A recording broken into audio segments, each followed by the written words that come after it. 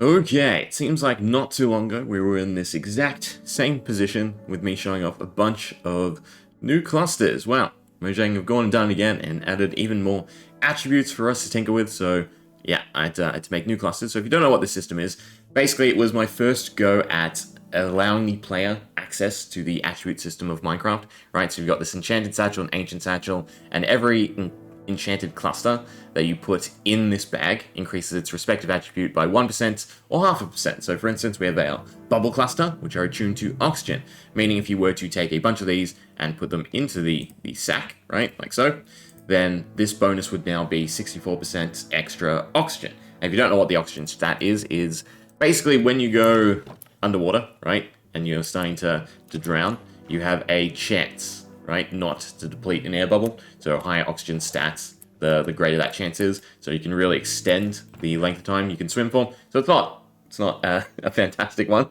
but still a customizable attribute nonetheless. So we've added to the mix, but we'll go around in a circle starting off. So oxygen, movement efficiency. This is now the attribute that controls how well you travel across slime, for instance. I believe it's ground movement, or I should say block movement, right, while underwater or through lava. So for instance, rather than swimming, if we were at, the bottom, right, and we were walking instead, right, this speed versus the swimming speed when you double tap and sprint underwater, or through cobwebs. I already mentioned slime blocks, honey blocks as well, I think it covers.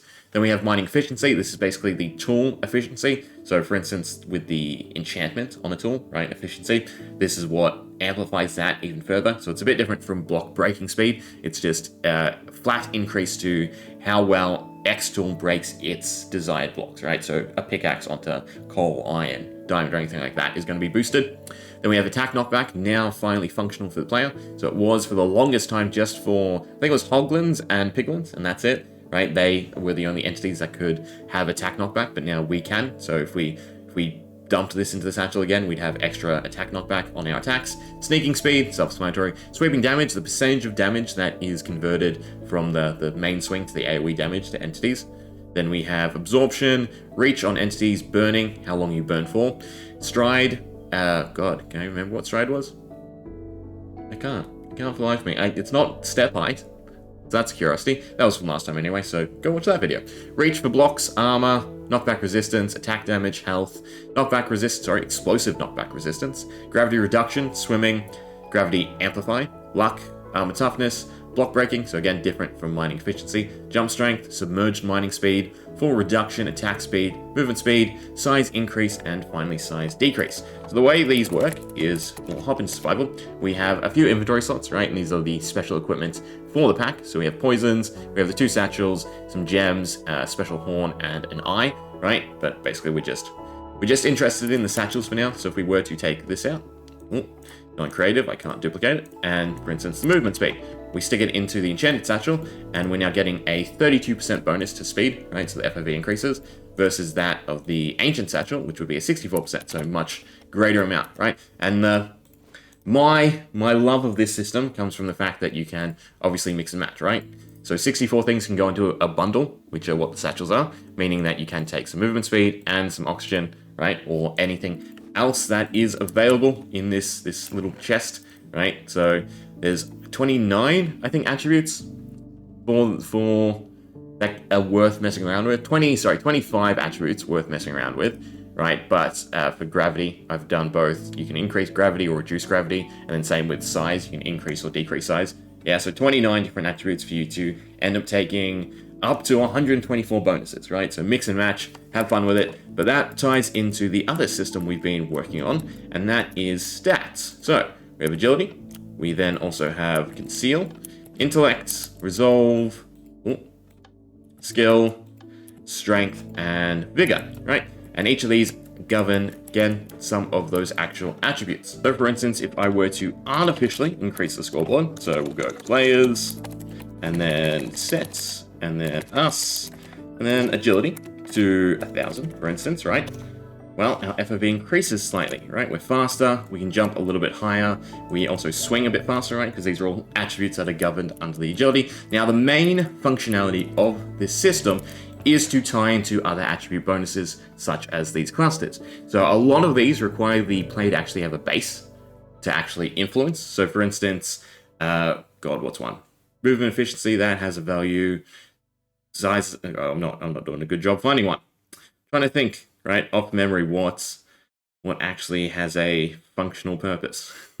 Sweeping damage, okay. Yeah, sweeping damage, we'll go with that, right? So by giving the player a base amount of the sweeping damage, we can then take this and amplify it through the percentage increases. So yeah, although you can get up to, I think I made the max 1250 for the attributes, right? So the FOV still increased slightly, but it's not as much movement speed as the satchel. But if we were then to take the satchel, for instance, I'm not creative, that's fine. We'll do only one then, right? And now, for instance, with the Ancients, I am way faster than if I had less agility, right? So if we go the opposite way and we set back to 0, right? FOV decreased slightly. We're still fast, thanks to the satchel, but not as much as we could be. Now, how does the player actually influence this system? That's going to be the good question, right? So I'll put that back.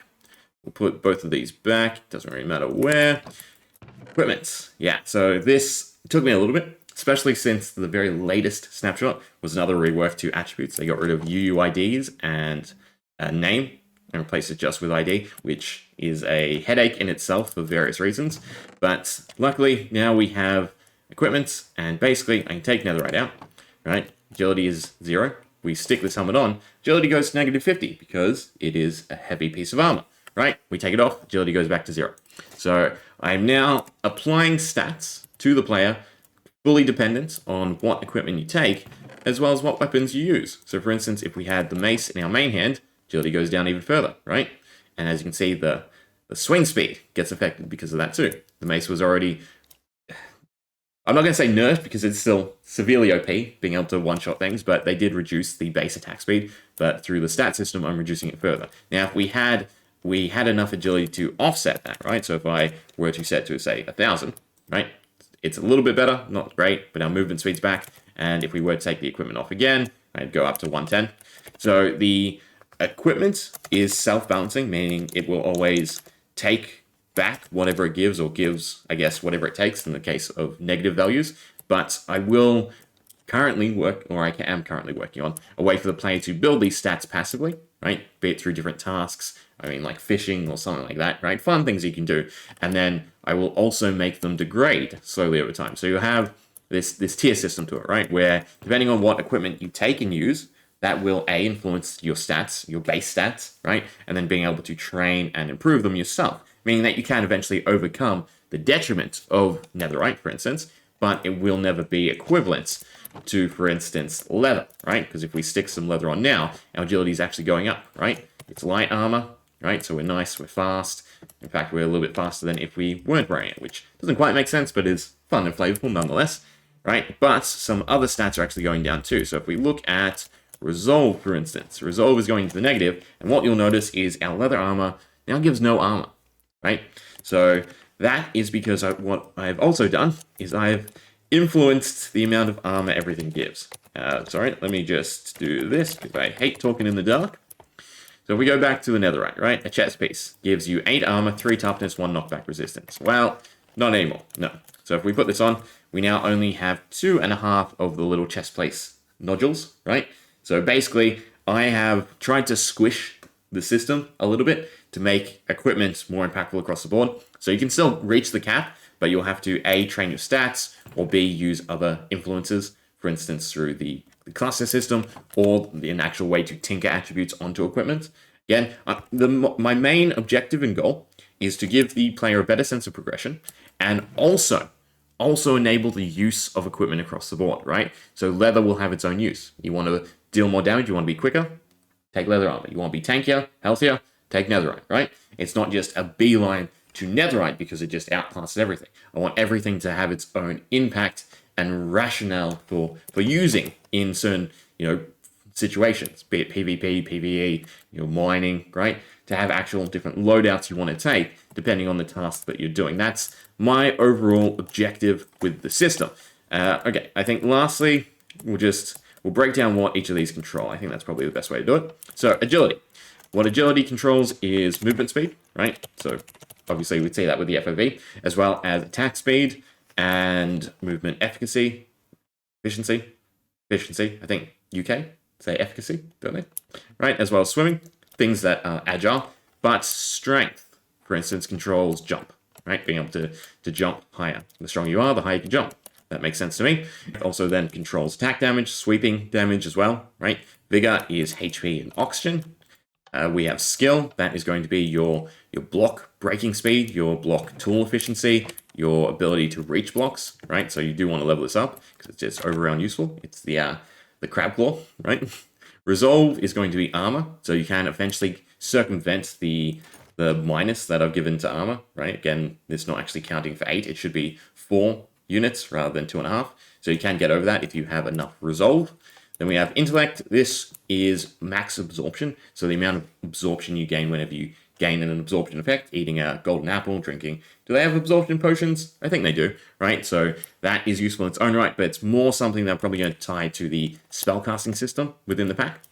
Then we have conceal. Conceal is going to be sneaking speed, as well as, what was the other one? Oh, entity reach, right? So your ability to hit an entity from far, right? Acting sneakily. I thought that sort of made sense. Now, how am I doing this, right? That's probably the other question that gets asked. So if we go tag, us, and list, you can see there we have a few things. We have armor rebalance, which is the stat squish, and then we also have netherite chest piece. So I am tagging the player completely depending on what they're wearing. And this is very useful for a few different reasons, right? So for instance, wearing a full leather set, we now have those leather tags. Meaning that, A, when the player has this tag, I can apply the scoreboard, and then make sure not to reapply it. And then as soon as they lose the tag, I can undo whatever change I've done to the score. But it is also useful in other circumstances that I will take advantage of for the pack. I can detect how geared a player is, right?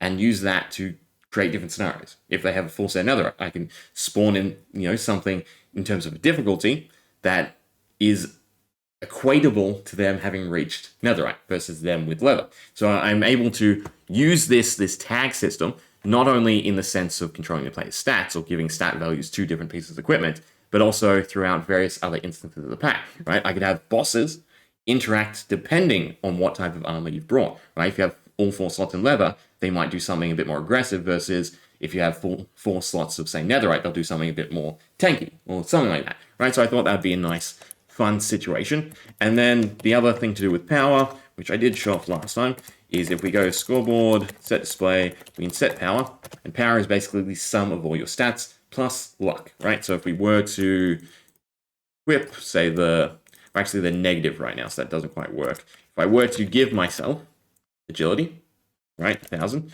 power would go up to 1,150. The way I've balanced gear is they give 2 bonuses positively and 2 bonuses negatively, right? So they give 50 stat points in one, 25 stat points in another, and then 50 negative, 25 negative, right? And that way, again, each armor set has their own sort of merit. And then for weapons and tools, it's a bit more sporadic depending on what it is, right? So for actual tools, if we go back into creative, depending on the material, it gives 1 bonus, and depending on the type of tool, it gives another. But for instance, the mace gives some detriments, right? It's meant to be a slow weapon, so it impacts the agility, but it gives resolve and strength. It's more, geared towards being tanky. Same with, say, the shield or the trident, right? They have negatives and positives. And yeah, I just like the flexibility of this type of system that, we're creating, right? I can tinker with it nice and easily. I can, again, detect what equipment the player has, and that goes a long way. And then also, right, I can manipulate the stats however I want. If something new is added, right, it's fully controllable. But we'll leave there. So hope you enjoyed.